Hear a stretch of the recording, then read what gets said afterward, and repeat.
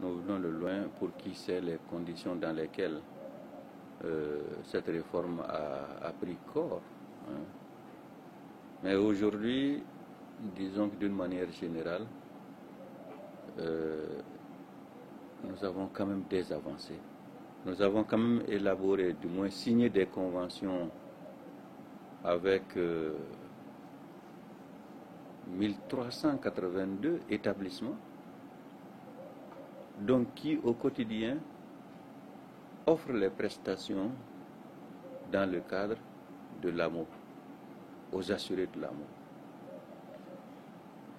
Parmi ces 1382 établissements, il faut compter les hôpitaux publics, il faut compter les centres de santé de référence, il faut compter les CESCOM, il faut compter les officines de pharmacie, il faut compter les laboratoires, mais aussi nous avons une convention avec tout le tissu des sémis de l'INPS, ainsi que le centre de santé de la MUTEC. C'est tout cela qui fait aujourd'hui 1382 établissements, donc tout un tissu d'établissements qui, au quotidien, offre des prestations aux assurés. Vous avez vu que le régime a été conçu pour avoir comme assuré, donc assujetti, l'ensemble des fonctionnaires civils, militaires, l'ensemble des travailleurs du secteur privé, les députés, les retraités, ainsi que leurs ayants droit. Donc le dispositif était conçu pour que ceci soit automatiquement assujetti. Dans la mise en œuvre, malheureusement, ça n'a pas été le cas parce qu'une décision a été prise à un moment au niveau des plus hautes autorités. Ce qui fait que il a été introduit dans le système cette notion d'adhésion non volontaire pour ceux qui n'étaient pas encore préparés. Mais pour nous, c'est une mesure en attendant que les gens soient prêts, mais ils demeurent assujettis. L'autre chose, c'est que dans le processus de production des supports, notamment les cartes,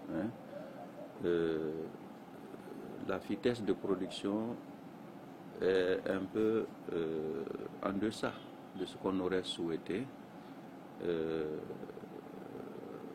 parce que tout simplement, les gens sont obligés d'attendre 1 mois, 2 mois, parfois pour avoir leur récépissé ou leur carte avec photo, les cartes définitives. Mais bon, en général, quand les gens déposent leur dossier et qu'ils sont déjà en situation de cotisant et qu'ils cotisent, ils ont la possibilité d'accéder aux soins avant d'avoir la carte. L'illustration un peu du retour plus ou moins massif de ceux-là même qui ont décidé un moment de ne pas être dedans.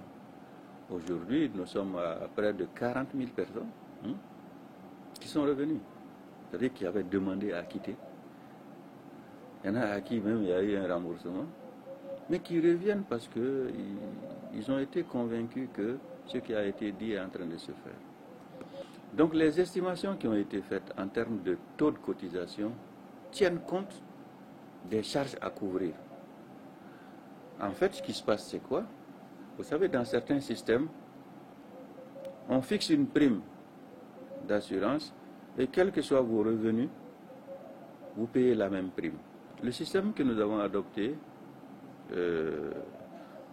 dans le cadre de l'AMO, c'est un régime public et qui a le souci de renforcer la solidarité. Ce qui fait que c'est en termes de taux